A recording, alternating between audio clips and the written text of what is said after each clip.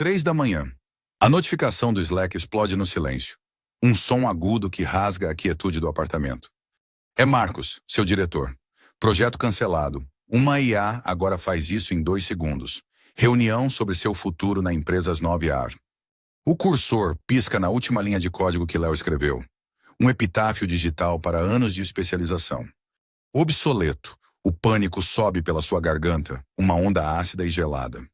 Seu olhar varre o quarto banhado pela luz azul do monitor e pousa nos monumentos aos seus desvios. O violão empoeirado no canto, a pilha de livros de filosofia na mesa, o kit de eletrônica com os fios soltos. A sociedade chamou isso de distração. Mas e se a conexão entre uma harmonia musical, um argumento filosófico e uma linha de código for a única coisa que a IA não consegue replicar? Seu chefe não quer outro especialista. Ele quer uma resposta que a máquina não pode dar.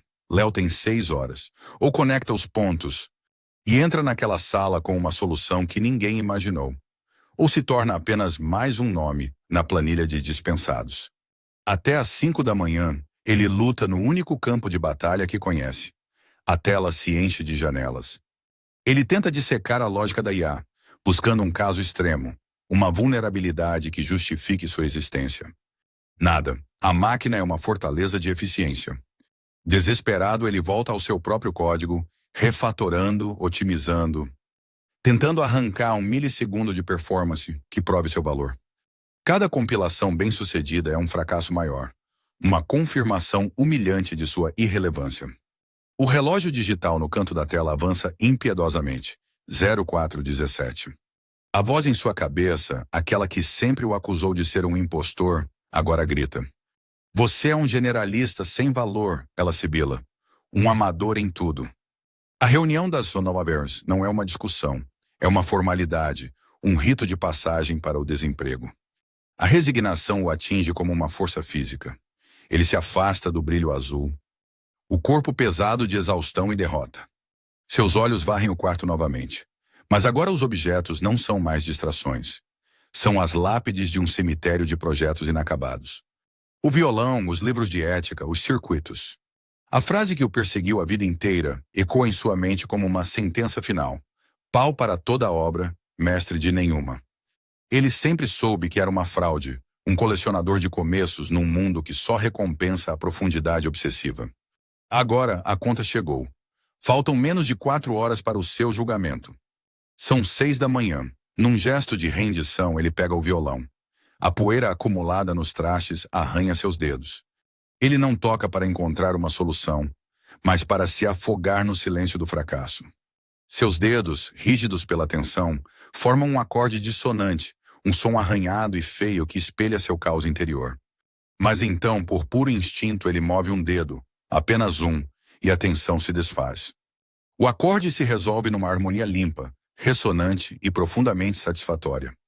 E nesse instante uma conexão se forma em sua mente, uma centelha frágil na escuridão. A jornada do usuário em um software não é sobre a eficiência fria de um ponto A para um ponto B. É sobre isso. É sobre encontrar a dissonância, a frustração e resolvê-la numa experiência harmônica. A máquina pode otimizar o caminho, mas ela não entende a música. A ideia parece absurda, artística demais para um mundo de métricas e KPIs. Ele quase a descarta. Mas seu olhar cai sobre um livro de Aristóteles em sua mesa. Ele pensa nos vieses da IA em sua lógica binária.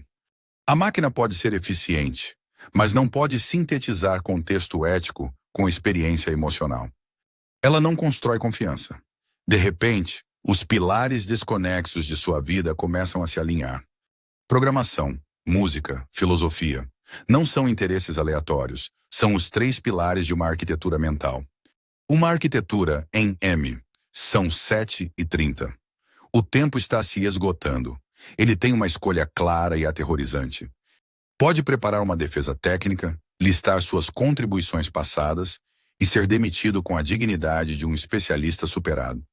Ou pode entrar naquela sala e apostar sua carreira inteira nesta teoria radical nascida da música e da filosofia, arriscando uma humilhação pública que confirmaria todos os seus piores medos. Ele fecha o notebook. A decisão está tomada. Ele vai apostar tudo na sua suposta fraqueza. Às 9 em ponto, a sala de reuniões é uma caixa de vidro fria. A luz fluorescente no teto drena a cor dos rostos. Marcos está de pé, mas sua postura, normalmente rígida, tem uma fissura.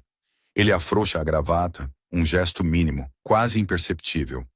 A situação é pior do que vocês pensam. Sua voz, geralmente um bisturi, sai um pouco rouca. Aya não eliminou um projeto. Ela eliminou nossa principal fonte de receita. A diretoria está me cobrando um plano para ontem. O segredo de Marcos paira no ar sufocante. Ele não está ali para demitir uma pessoa. Está tentando salvar o departamento inteiro e, acima de tudo, seu próprio legado. Seus olhos varrem a equipe, uma busca desesperada por uma resposta que ele mesmo não consegue formular. Marcos pede soluções. Um colega especialista em infraestrutura sugere otimizar custos, sinergizar plataformas legadas. Outro, um mestre em novas linguagens, propõe uma migração complexa para uma tecnologia mais recente. São soluções previsíveis, defensivas, que apenas adiam o inevitável. O silêncio tenso que se segue às propostas confirma o que todos sentem. Ninguém tem uma resposta real. Para Léo, aquele silêncio é uma validação cortante. Aquele beco sem saída era exatamente onde ele estava. Às 5 da manhã, aquele era o limite do especialista. Com a voz ainda trêmula, Léo se levanta. Ele caminha até o quadro branco, sentindo os olhares confusos em suas costas. Ele não fala de código, ele desenha 3 pilares. Tecnologia, escreve sob o primeiro. Arte, sob o segundo. Ética, sob o terceiro. Então ele os conecta no topo com arcos, formando um M claro e definido.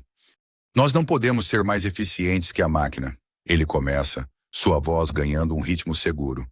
Mas podemos ser mais humanos. Nossa vantagem não está na otimização, mas na síntese. Em criar experiências que resolvam a dissonância do usuário, como uma harmonia musical. Marcos o interrompe, a voz ríspida como uma navalha.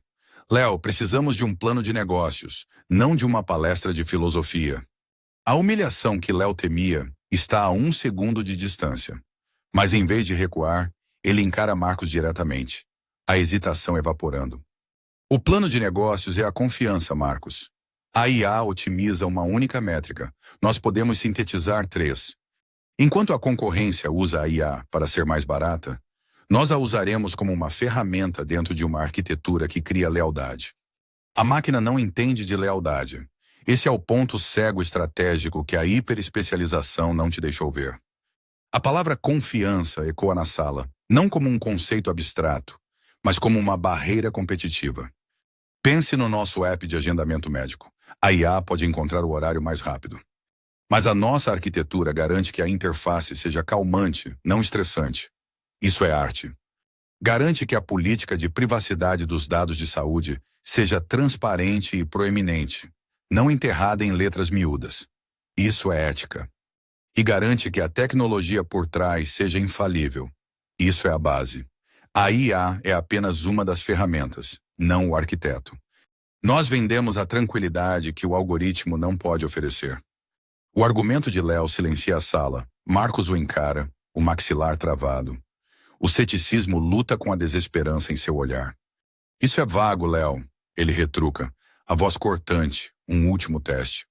Como você apresenta tranquilidade para o conselho? Eles querem números, não poesia. A humilhação que Léo temia volta a borbulhar, mas ele a suprime. Você não apresenta a tranquilidade. Você apresenta a consequência dela. Retenção de clientes. Lealdade.